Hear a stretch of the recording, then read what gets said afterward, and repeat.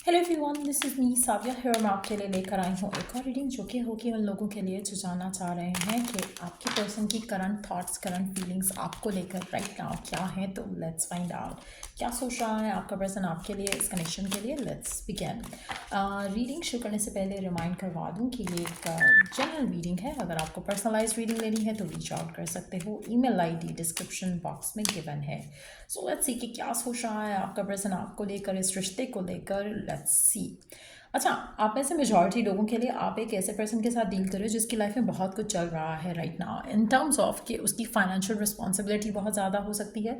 वो अपने करियर को लेकर बहुत ज़्यादा एक फोकस्ड है राइट नाउ।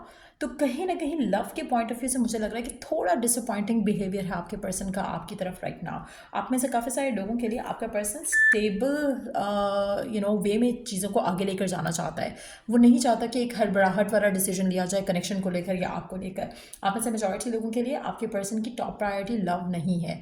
आप में से चाहे आप लड़की को डील कर रहे हो या लड़के को डील कर रहे हो, आपके पर्सन की लाइफ की सबसे टॉप प्रायोरिटी राइट नाउ वो खुद हैं। उनका करियर चॉइस है, उनकी ड्रीम्स हैं जो कि उन्होंने बहुत टाइम से देख रखे हैं। सो आप उनकी टॉप प्रायोरिटी बिल्कुल नहीं हो। तो ये चीज़ एक्सेप्ट कर लो, ये चीज़ है, दिस इज़ द रियलिटी।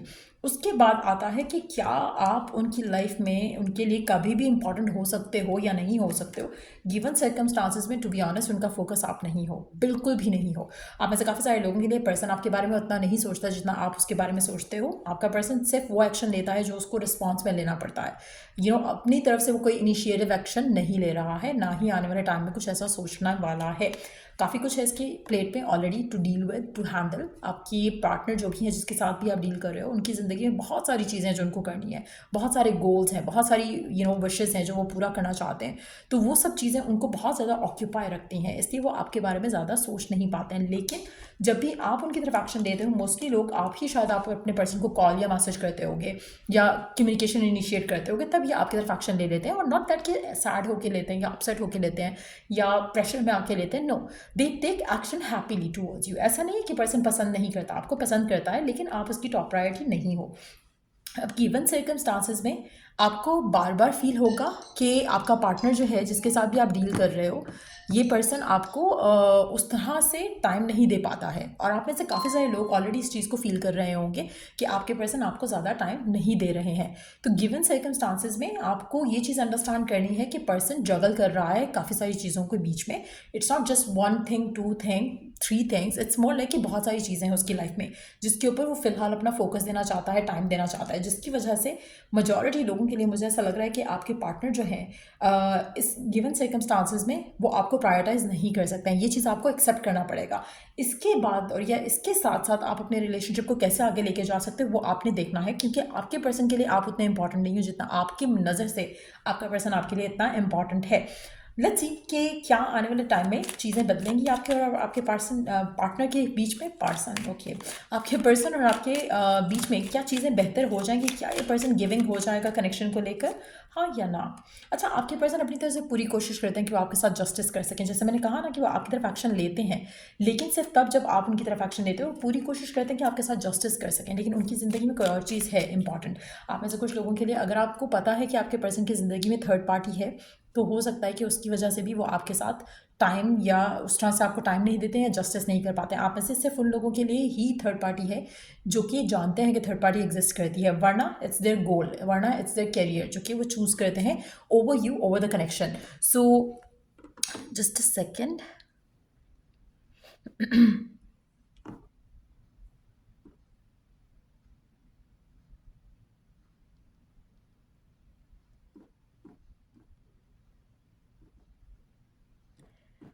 तो ये चीज़ है, बट यस, लेट्स सी कि आने वाले टाइम में क्या चीज़ें बेहतर हो पाएंगी आपके और आपके पार्टनर के दरमियान में।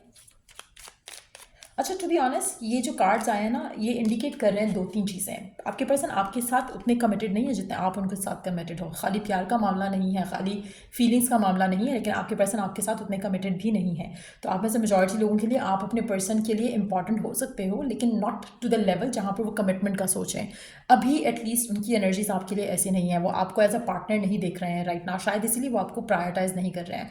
तो ये रियलिटी है आपके कनेक्शन की राइट नाउ कि आपके पर्सन आपको पसंद करते हैं, दे लाइक यू, ऐसा है कि वो पसंद करते हैं, ऐसा है कि उनको आप अच्छे लगते हो, ऐसा है कि उनके साथ आपका एक कनेक्शन है, लेकिन आप उनके पार्टनर या फ्यूचर पार्टनर की नज़र से वो आपको फ़िलहाल तो नहीं दिख रहे हैं। सो अगर आप इस चीज़ को एक्सेप्ट कर लो तो आपके लिए चीज़ें आसान हो सकती हैं कि आप भी अपना आपको थोड़ा रिस्ट्रिक्टेड लेकर चलो पर्सन की तरह, क्योंकि अगर आप ज़्यादा गिवन करोगे तो हाई एक्सपेक्टेशन रखोगे तो डिसअपॉइंटमेंट ही होगी।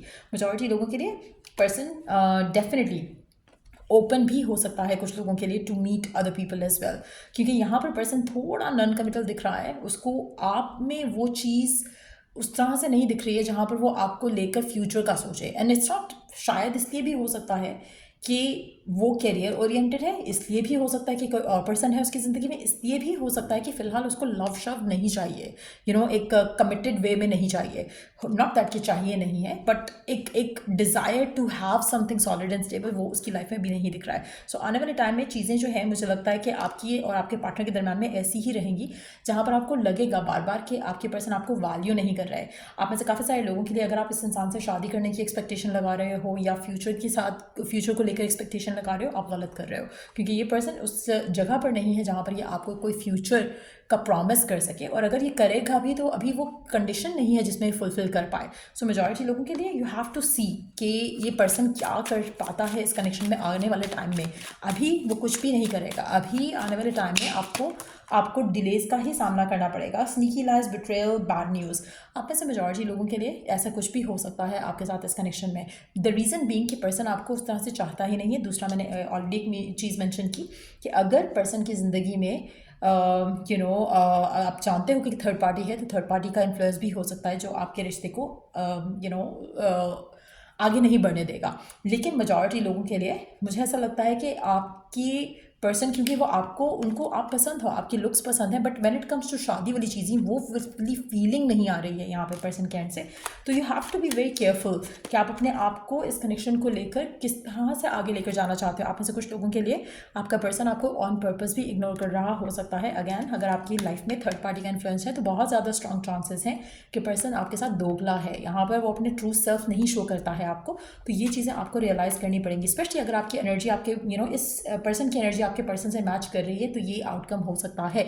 सो be very careful, be very restrictive, अपने इमोशंस को कंट्रोल करके रखो इस इंसान के लिए।